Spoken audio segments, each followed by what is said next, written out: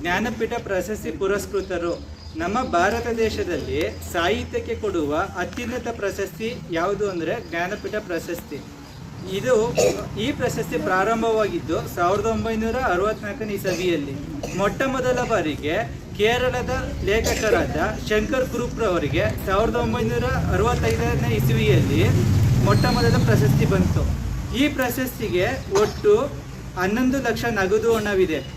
ಜೊತೆಗೆ ಒಂದು ಮೊಮೆಂಟೋ ಮತ್ತು ಸರಸ್ವತಿ ವಿಗ್ರಹನ್ನುಳ್ಳ ಒಂದು ಪದಕವನ್ನು ನೀಡುತ್ತಾರೆ. ಕನ್ನಡಕ್ಕೆ ಒಟ್ಟು 8 ಜ್ಞಾನಪೀಠ ಪ್ರಶಸ್ತಿಗಳು ಬಂದಿವೆ. ಈ ಪ್ರಶಸ್ತಿಗಳನ್ನು ಕೇವಲ ಭಾರತೀಯರಿಗೆ ಮಾತ್ರ ಕೊಡುತ್ತಾರೆ. ಈಗ ಕನ್ನಡಕ್ಕೆ ಬಂದ ಜ್ಞಾನಪೀಠ ಪ್ರಶಸ್ತಿಗಳನ್ನು ನೋಡೋಣ.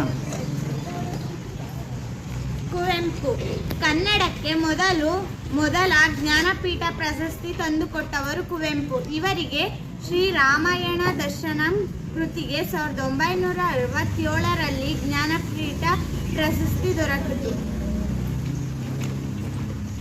ದಾರಾ ಬೇಂದ್ರೆ ಕನ್ನಡಕ್ಕೆ 2ನೇ ಜ್ಞಾನಪೀಠ ಪ್ರಶಸ್ತಿ ತಂದುಕೊಟ್ಟವರು ದಾರಾ ಬೇಂದ್ರೆ. ಇವರು 4 ತಂತಿ ಕೃತಿಗೆ 1973ರಲ್ಲಿ ಜ್ಞಾನಪೀಠ ಪ್ರಶಸ್ತಿ ದೊರಕಿದೆ.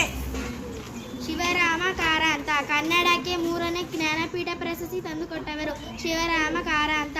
ಇವರ ಮುಕ್ಕಜ್ಜಿಯ ಕನಸುಗಳು ಕೃತಿಗೆ 1977ರಲ್ಲಿ ಜ್ಞಾನಪೀಠ ಪ್ರಶಸ್ತಿ ಲಭಿಸಿದೆ.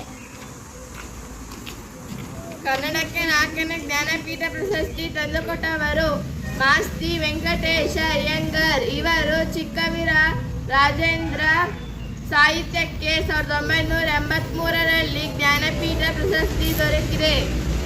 ವಿನಾಯಕ ಕೃಷ್ಣ ಗೋಕಾಕ್ ಕನ್ನಡಕ್ಕೆ 5ನೇ ಜ್ಞಾನಪೀಠ ಪ್ರಶಸ್ತಿ ತಂದುಕೊಟ್ಟವರು ವಿನಾಯಕ ಕೃಷ್ಣ ಗೋಕಾಕ್. ಇವರ ಭಾರತ ಸಿಂಧು ರಶ್ಮಿ ಸಾಹಿತ್ಯಕ್ಕೆ ಜ್ಞಾನಪೀಠ ಪ್ರಶಸ್ತಿ ಲಭಿಸಿದೆ.